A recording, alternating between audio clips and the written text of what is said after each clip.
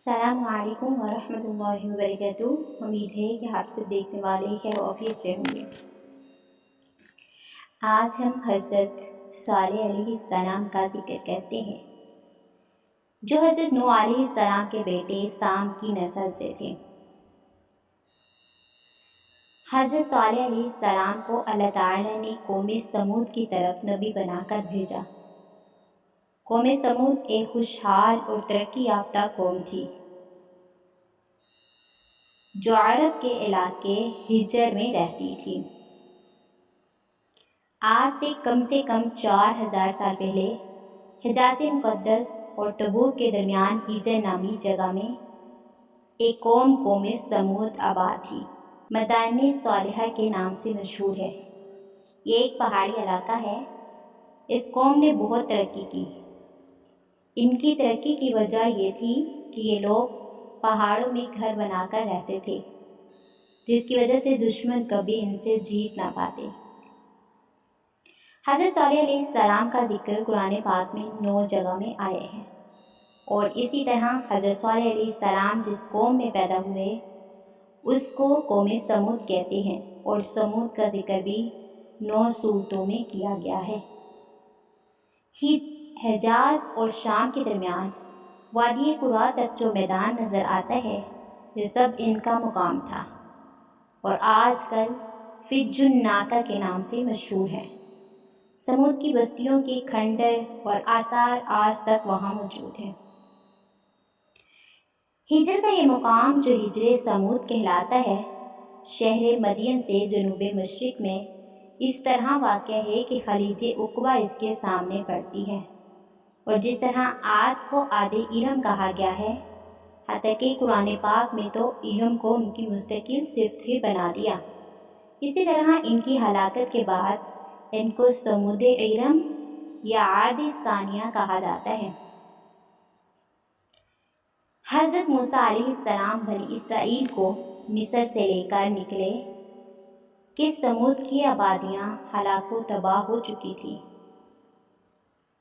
اور یہ ختم ہو چکی تھی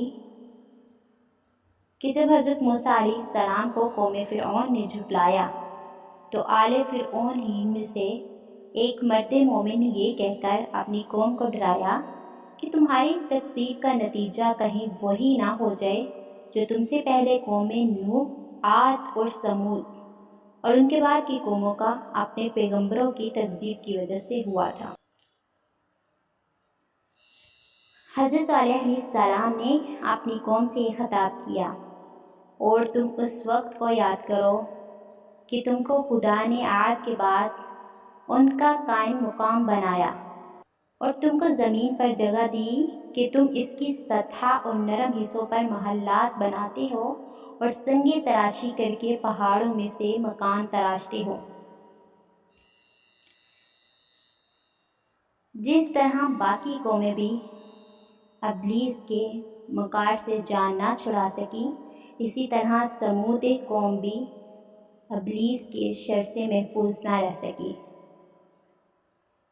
وہ بھی ابلیس کی عبادت کرنا شروع ہوگی۔ انہوں نے بھی بت پرستی کی، خدائے واحد کے علاوہ بہت سے معبودان باطل کے پرستار اور شرک میں مبتلا ہو گئے۔ اسی لیے حضرت صالح علیہ السلام کو ناصح، پیغمبر اور رسول بنا کر بھیجا گیا، تاکہ وہ ان کو راہ راست پر لائے، ان کو خدا کی نعمتیں یاد دلائیں جن سے صبح و شام وہ محفوظ ہوتے رہتے ہیں، اور ان پر واضح کریں کہ کائنات کی ہر شے خدا کی توحید اور یکتائی پر گواہ ہے، اور یقینی دلائل کے ساتھ ان کی گمراہی کو ظاہر کریں، اور بتائیں کہ ہمیں صرف ایک اللہ کی عبادت کرنی چاہیے، وہ ایک ہے، اس کے علاوہ کوئی معبود نہیں ہے۔ الغرض حضرت صالح علیہ السلام قوم سمود کو بار بار سمجھاتے رہے اور نصیحت فرماتے رہے، مگر قوم پر کوئی اثر نہیں ہوا۔ وہ بغض و عناد میں ترقی پاتے رہے اور ان کی مخالفت بڑھتی رہی، اور کسی طرح بت پرستی سے باز نہ آئے۔ اگرچہ ایک مختصر اور کمزور جماعت نے ایمان قبول کر لیا اور مسلمان ہو گئی، مگر قوم کے سردار اور بڑے بڑے سرمایہ دار اسی طرح باطل پرستی پر قائم رہے، اور انہوں نے خدا کی دی ہوئی ہر قسم کی خوش عیشی کا شکریہ ادا کرنے کی بجائے کفران نعمت کو شعار بنا لیا۔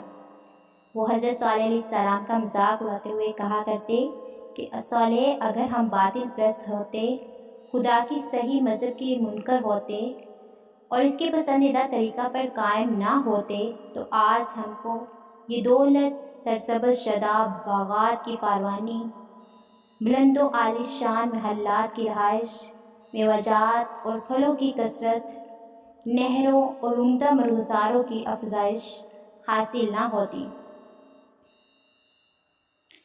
تو خود کو اور اپنے پیروں کو دیکھ کر اور پھر ان کی تنگ حالی اور غربت پر نظر کر کے اور بتلاتے، خدا کے پیارے اور مقبول کون ہیں، ہم یا تم؟ حضرت صالح فرماتے ہیں، تم اپنی عیش و عشرت پر شیخی نہ مارو اور خدا کے سچے رسول اور ان کے دین برحق کا مذاق نہ اڑاؤ، اس لیے اگر تم غرور اور تکبر کرو گے تو یہ سب فنا ہو جائے گا، اور پھر نہ تم رہو گے اور نہ یہ تمہارا ساز و سامان۔ بے شک یہ سب کچھ خدا کی نعمتیں ہیں، اور ان کو حاصل کرنے والے اس کا شکر ادا کریں اور ان کے سامنے اپنے سر کو جھکائیں۔ بلا شبہ یہی سامان عذاب و لعنت ہے اگر ان کا استقبال شیخی اور غرور کے ساتھ کیا جائے، اس لیے یہ سمجھنا سخت غلطی ہے کہ یہ سامان عیش و خوشنودی الہی کا ثمر ہے۔ سمود کو یہ بھی حیرانی تھی کہ یہ کیسے ممکن ہے کہ ہم ہی میں ایک انسان خدا کا پیغمبر بن جائے۔ وہ سب تعجب میں کہتے ہیں، کیا ہماری موجودگی میں اس پر نصیحت اترنی تھی؟ اگر اللہ تعالیٰ نے نبی بنانا تھا تو اس کے اہل ہم تھے، نہ کہ حضرت صالح علیہ السلام تھے۔ اور کبھی اپنی قوم کی کمزور افراد کو جو مسلمان ہو گئے تھے خطاب کر کے کہتے ہیں، کیا تم کو یقین ہے کہ بلا شبہ صالح علیہ السلام اپنے پروردگار کا رسول ہے؟ اور مسلمان جواب دیتے ہیں، بے شک ہم تو اس کے لائے ہوئے پیغام پر ایمان رکھتے ہیں۔ تب یہ تکبر کرنے والے سردار غصے میں کہتے ہیں، بلا شبہ ہم تو اسی شے کا جس پر تمہارا ایمان ہے انکار کرتے ہیں۔ بہرحال حضرت صالح علیہ السلام کی مغرور اور سرکش قوم نے ان کی پیغمبرانہ دعوت و نصیحت کو یوں تسلیم کرنے سے انکار کر دیا اور خدا کے نشان کا مطالبہ کیا۔ تب صالح علیہ السلام نے بارگاہ الہی میں دعا کی اور قبولیت کے بعد اپنی قوم سے فرمایا کہ تمہارا مطلوبہ نشان اونٹنی کی شکل میں یہ موجود ہے، دیکھو اگر تم نے اس کو تکلیف پہنچائی تو پھر یہی تمہاری ہلاکت کا نشان ثابت ہوگی۔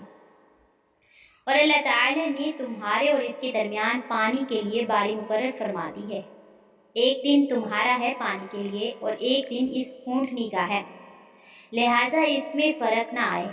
قرآن پاک میں اس کو ناقۃ اللہ یعنی اللہ کی اونٹنی کہا گیا ہے، تاکہ پیش نظر رہے کہ یوں تو تمام مخلوق خدا ہی کی ملکیت ہے، مگر سمود نے چونکہ اس کو خدا کی ایک نشانی کی شکل میں طلب کیا تھا، اس لیے اس کی موجودہ خصوصیت اور اعزاز نے اس کو ناقۃ اللہ کا لقب دلایا، اور اس کو لکم آیات کہہ کر یہ بھی بتایا کہ یہ نشانی اپنے اندر خاص اہمیت رکھتی ہے۔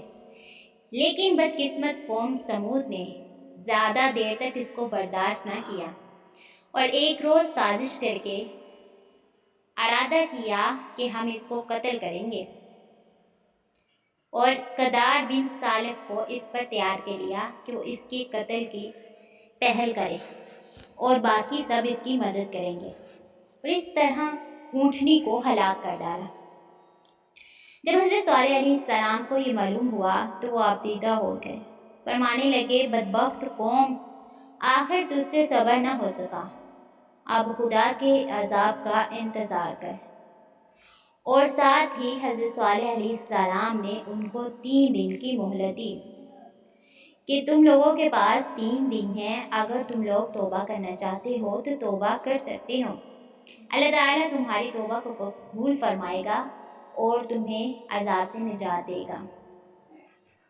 لیکن یہ سرکش اور نافرمان قوم نے ऊँटनी को कत्ल करने के बाद 3 दिन तक भी तौबा नहीं की।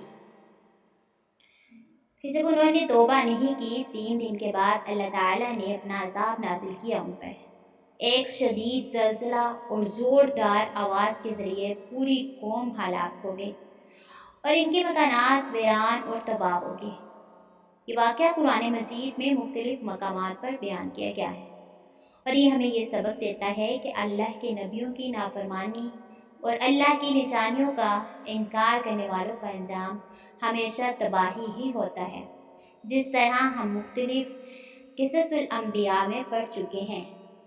हज़रत हूद, हज़रत नूह अलैहिस्सलाम, हज़रत यूनुस अलैहिस्सलाम, कितने भी अल्लाह के अंबिया आए, उन सब ने अपनी कौमों को एक अल्लाह वहदहू ला शरीक की दावत दी, लेकिन उन्होंने इस दावत को झुटलाया और इब्लीस की दावत को कबूल किया, तो इस तरह का उनका इंजाम हुआ। हमेशा हर कौम ही तबाह हुई। उनमें से कुछ लोग थे जो नबियों पर ईमान ले आते थे और वो उस अज़ाब से निजात पा लेते थे, और जो अल्लाह के नबियों का इनकार करते थे उनका अंजाम हमेशा तबाही ही होता था। अल्लाह ताला हमें भी अपने नबी की बात पर अमल करने की तौफीक अता फरमाए। इसी के साथ मुझे इजाज़त दीजिए। इंशाल्लाह अब हम मिलेंगे एक नई वीडियो के साथ और नए वाक़े के साथ। तब तक अल्लाह हाफ़िज़। दुआ में याद रखिए।